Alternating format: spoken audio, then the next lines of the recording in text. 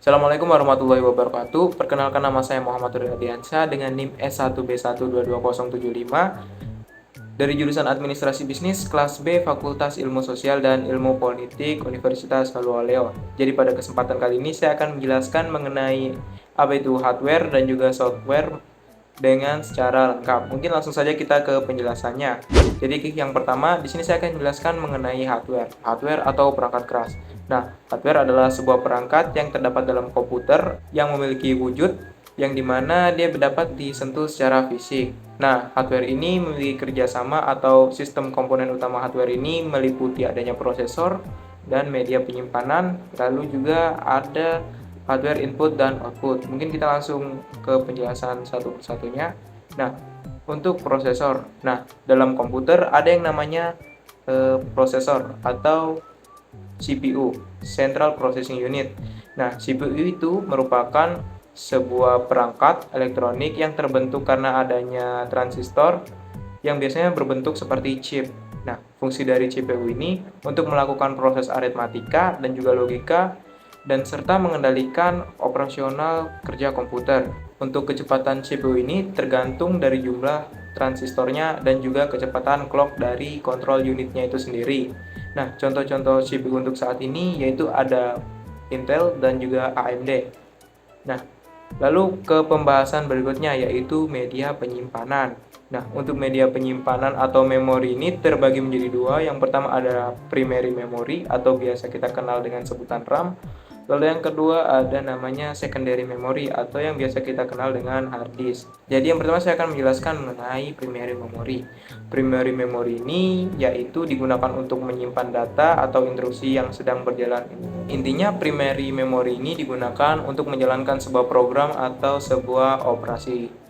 Nah, lalu untuk secondary memory dia digunakan untuk menyimpan sebuah berkas, file, atau program-program itu sendiri. Contoh primary memory sendiri ada hard disk, SSD, atau kartu SD, dan juga flash disk.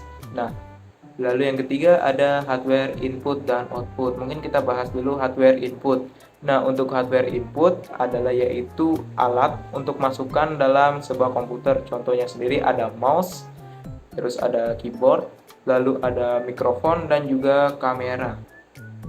Lalu untuk device outputnya sendiri atau hardware output itu yaitu sebagai alat media keluaran komputer. Misal seperti layar atau monitor itu LCD, speaker, dan juga print. Dan mungkin di sekolah-sekolah kita sering melihat namanya infocus, itu juga sama modelnya seperti LCD, yaitu berfungsi untuk mengeluarkan gambar. Nah, mungkin kita lanjut ke pembahasan berikutnya yaitu software atau perangkat lunak.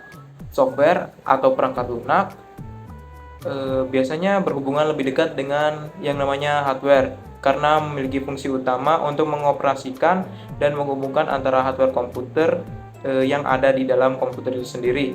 Nah, sistem software ini sangat penting karena sangat berpengaruh pada input dan output yang terjadi dalam komputer. Karakteristik software atau mungkin biasa kita kenal operasi sistem, yaitu yang pertama adalah pre-installed atau sudah terinstall, lalu yang kedua sudah terbuka, lalu yang ketiga menjalankan program dan juga mengelola data. Nah, tujuan OS atau operasi sistem ini yaitu yang pertama eksekusi user program, yang kedua memiliki kernel sehingga komputer selalu siap untuk digunakan. Nah, lalu yang ketiga ada pemakaian komputer yang efisien untuk beragam aplikasi. Lalu yang keempat ada resource allocator, dan yang kelima adalah mengendalikan perangkat. Nah, untuk operasi sistem yang saat ini yang berada komputer, mungkin ada 4, yaitu yang pertama adalah Microsoft Windows, yang kedua ada Mac untuk Apple, MacBook, lalu ada sistem Linux, dan ada sistem Unix. Untuk pembahasan berikutnya yaitu aplikasi software. Aplikasi software atau software yang sering kita kenal aplikasi yaitu sesuatu yang berhubungan dekat dengan manusia atau pengguna komputer itu sendiri. Nah, software aplikasi ini sangat mempermudah pengerjaan manusia dalam menggunakan komputer, misalnya dalam bidang bisnis, nah dalam bidang sains, teknik, pendidikan, dan masih banyak lagi. Contohnya saja di bidang bisnis ini, yaitu yang dimana aplikasi software ini dapat mempermudah pekerja-pekerja kantor dengan kegiatan bisnisnya. Misalnya, dapat membuat text processing dengan menggunakan Microsoft Word. Lalu adanya Snapchat, yaitu dapat berupa Excel itu tadi. Lalu masih banyak lainnya lagi. Ada internet browsing, email, dan masih banyak lagi. Untuk aplikasi software di bidang sains atau teknik, ini biasanya dibuat untuk mempermudah pekerjaan di bidang pengetahuan, yaitu yang mendukung kegiatan ide-ide kreatif dan juga didukung oleh banyak orang. Nah, contoh aplikasi ini yaitu yang pertama ada Design Tool Package, yaitu yang pertama ada AutoCAD, CAS, CAD, atau CAM. Lalu yang kedua ada namanya Adobe. Adobe sendiri biasanya digunakan untuk desktop publishing. Nah, lalu ada yang namanya Embed System Tools, yang dimana ada jaringan, dan ada data logging tool yang dimana untuk cuaca, polusi, dan masih banyak lagi. Mungkin sekian saja penjelasan mengenai apa itu software dan juga hardware dari saya. Kurang dan lebihnya mohon dimaafkan. Wabillahi taufiq walhidayah. Assalamualaikum warahmatullahi wabarakatuh.